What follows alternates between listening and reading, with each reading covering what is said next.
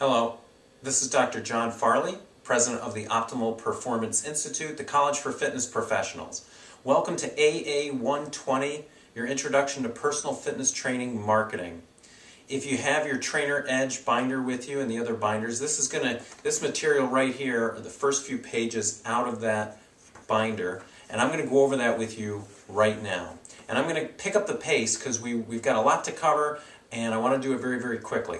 So the most important thing, and what Trainer Edge starts out with, is belief and focus. It's absolutely critical that you get your beliefs and your focus just right so that you're as good a personal trainer as you can be. Let's start with focus. Focus means that you are focused on what's important. And by that, we're talking about your career, first of all. Are you focused on your career? You know, when you go into a health club, you usually find two types of personal trainers or people on the floor. One is the person who's there part-time. They're there because they get to get a free gym membership. They're taking up time, and that's their purpose. There's the other person who's there. That person is a professional. That person is there because this is their career. They are passionate. They want to help people, and they want to do the best job that they can. If that's you, that's who I'm talking to right now. And that's what this program was created for. So let's jump into beliefs. There are two types of beliefs, effective and ineffective. We're not talking about true and false. You can debate true and false. We're talking about an effective and ineffective beliefs. Does it work? What results does it produce? We're going to go over some of those that are in the manual right now. Let's jump right into it. Number one, here's an effective belief. There are plenty of clients for all of us. Now, the ineffective belief is there's just not enough clients. If you work for a health club, you literally have thousands of members. 1, 2, 3, 4, maybe 8,000 members. Maybe just have 1,000. But that's a lot of people. You don't need all those people. In fact, most health clubs have about 3% of the entire membership doing personal fitness training, and that covers all the trainers. So your goal is to get your piece of that 3%. That may be 5 or 10 or 15 clients. That's all you need. That's what you're going for. What about this? This is a common one. Hey, you know, they don't have the money for training. You know what the issue is? You have never hired a personal trainer. You, as a personal trainer, have never bought the services of a personal trainer. And that can be a problem because you may not understand the value of it. Here's a more effective belief. They've got the money. They can find the money, and I'm worth it. Any one of those is an effective belief. You know, I was at a business meeting recently, and the woman said, and it used an example of something that happened to her, and I've been using this example for years. And if you haven't heard it yet, here it is. You'll be talking with someone, and they'll explain to you that they really don't have the funds for what it is you're offering, and then later on in the conversation, they'll say, oh, by the way, we're going to Hawaii for a vacation, which costs 5 or 10 or 20 times more than your service. This is very, very common. And what this means is that you've got to make it very, very clear the value of what you're offering.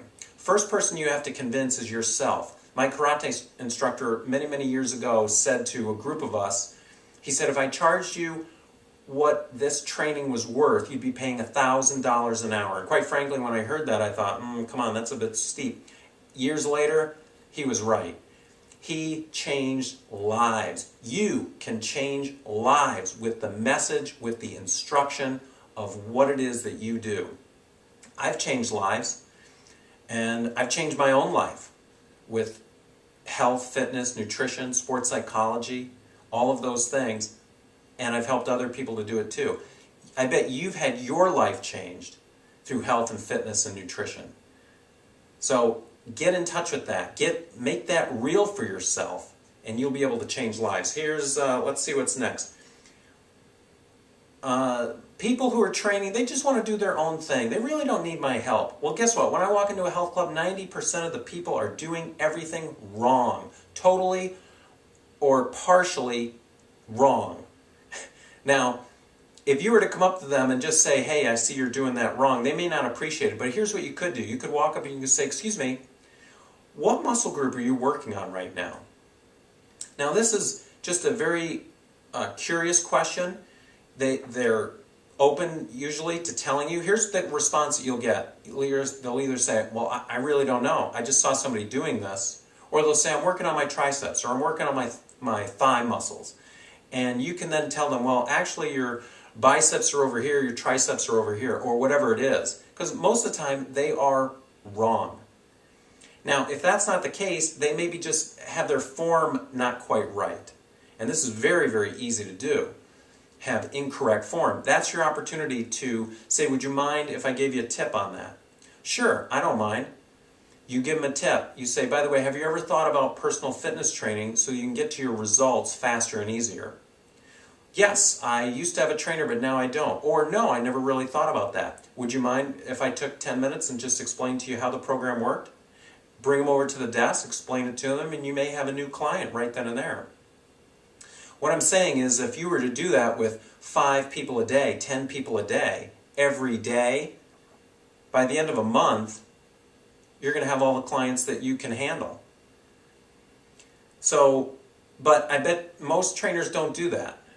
I was approached once by a trainer, the head trainer in my health club, and quite frankly, his approach was a little abrupt, and it didn't quite work for me. But you know what? Out of all the people in the club, he picked me to approach, and there are about 200 other people that he could have approached who are doing their exercises incorrectly. What I'm saying to you is, get out there, talk to people, and do it in a way, the way that I just demonstrated to you, that's non-confrontational, that's in a spirit of helping, and you can really not only make some friends at the gym, but get some clients as well.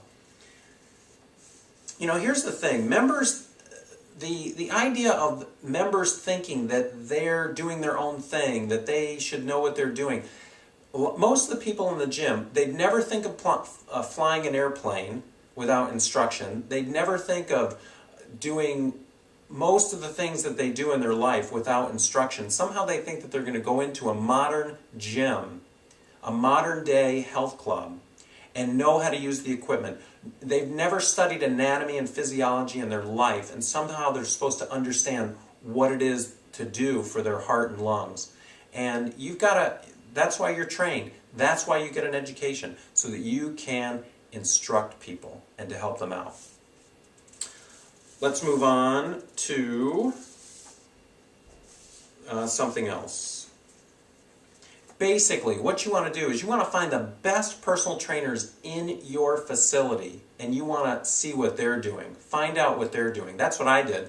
I've looked at over 100 personal fitness trainers day to day, what they were doing day in, day out, and I found out that there were big, big differences between the super successes and the, let's call them the non-successes. We're going to go over that next time in our training.